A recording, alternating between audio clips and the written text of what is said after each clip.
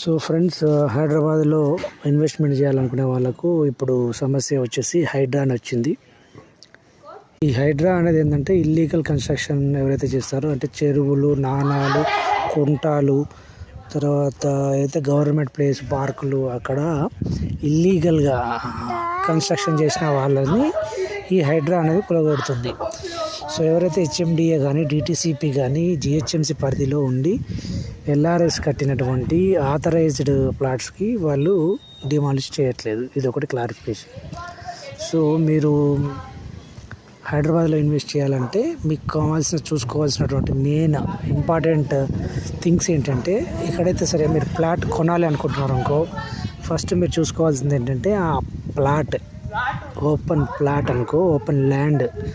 So దాని land కొనాలంటే first మీరు ఆ డాక్యుమెంట్ నెంబర్ తీసుకోండి. సో లేటెస్ట్ డాక్యుమెంట్ నెంబర్ పైన మీరు మీ మొబైల్లో కానీ, లేదంటే సబ్ రిజిస్టర్ ఆఫీస్లోకి వెళ్ళి ఫస్ట్ దాన్ని ఈసీ తీయండి. సో ఈసీలో మీకు క్లారిటీ వచ్చేస్తుంది. సో అది ఎవరి పేరు మీద ఉంది, సో ఆ అమ్మే వ్యక్తి, ఆ డాక్యుమెంట్లో ఉండే వ్యక్తి సేమా కాదు. సో అదొకటి చూసుకోండి.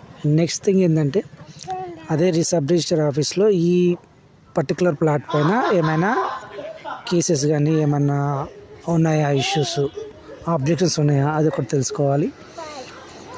ఇవన్నీ ఎప్పుడు చేయాలి? మీరు అడ్వాన్స్ ఇవ్వక ముందే. కొంతమంది ఏం చేస్తారంటే, మీరు అడ్వాన్స్ కట్టండి, మీకు ఇస్తాము, మీకు ఏమైనా లీగల్గా ఏదైనా ఇష్యూ ఉంటే మేము డబ్బులు ఇచ్చేస్తాము అంటారు. సో అది ఒక బాండ్ పేపర్ మీద మీరు రాసుకోవాల్సి ఉంటుంది. సో మేము ఒక 50,000 ఇస్తున్నాము, ఏమైనా లీగల్గా ఏదైనా ఇబ్బంది ఉంటే మేము విత్డ్రా అవుతాము, మా డబ్బులు మాకు ఇవ్వండి అని. సో అది రాసుకున్నాక మీరు ఏదైతే ప్లాట్ కొంటున్నారో ఆ ప్లాట్కు ఈ పక్కన ఆ పక్కల, అంటే చుట్టుపక్కల మీకు చూపించి వెళ్ళిన తర్వాత మీరు మళ్ళీ పర్సనల్కి వెళ్ళి మళ్ళీ ఎంక్వైరీ చేయాలి. ఈ ప్లాట్ మీద ఏమైనా ఇష్యూ ఉందా, ఏమైనా తగాదాలు ఉన్నాయా, ఏమైనా బ్యాంకులో లోన్స్ ఉన్నాయా, సో పక్కన ప్లాట్ వాళ్ళు ఎవరు ఏందనేది మీరు ఎంక్వైరీ చేయాలి. ఆ తర్వాత మీరు అన్నీ పర్ఫెక్ట్గా ఉంటే, ఓపెన్ ప్లాట్ కాబట్టి అది హెచ్ఎండిఏ, డిటిసిపి అయితే లోన్స్ వస్తాయి. సో ఆ లోన్ కాకుండా మీరు డైరెక్ట్ కొనాలనుకుంటే, సో దానికి మోడ్ ఆఫ్ పేమెంట్ మీరు అగ్రిమెంట్ చేసుకొని ఆ ప్రకారం మీరు ప్రొసీడ్ అవ్వాలి.